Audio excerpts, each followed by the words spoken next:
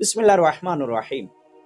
ماہ رمضان المبارک ہے اور ماہ رمضان المبارک کے اختتام پر جب یکم شوال ہوگی تو عید الفطر کے حوالے سے ہر ایسا شخص کہ جس پہ فطرانہ نکالنا واجب ہے وہ فطرانہ نکالے گا اور مستحق کو تلاش کرے گا۔ عام طور پر ہمارے ہاں لوگ فطرانہ نکال کر زیر تعمیر مسجد یا امام بارگاہ کو دے دیتے۔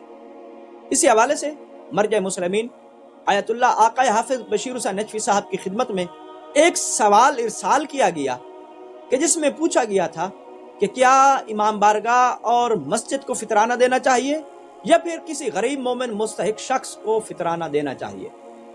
تو اسی سوال کے ضمن میں آیت اللہ آقا حافظ بشیر حسین نجفی صاحب کی آفیشیل ویب سائٹ پر اس سوال کا جو جواب درج ہے اس کی لفظیں کچھ اس طرح سے ہیں: بسم سبحانہ، کسی اور کو فطرہ کے پیسے دینے سے انسان بری و ذمہ نہیں ہوتا، اور فطرہ غریب شیعہ مومنین کو دیا جائے اور غریب شیعہ مومنین کو مسجد اور امام بارگاہ پر ترجیح دی جائے۔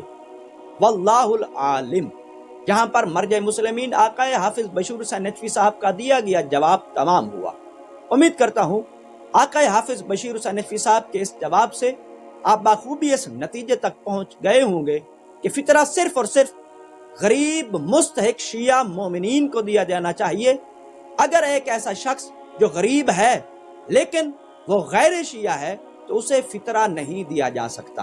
اور نمبر 2، اگر زیر تعمیر امام بارگاہ یا مسجد ہو اور اس کے ساتھ ساتھ کوئی غریب شیعہ شخص بھی موجود ہو کہ جو فطرے کا مستحق ہے تو پھر زیر تعمیر مسجد یا امام بارگاہ کو فطرہ نہ دیجیے بلکہ اس غریب شیعہ مومن کو مسجد اور امام بارگاہ پر ترجیح دیجیے۔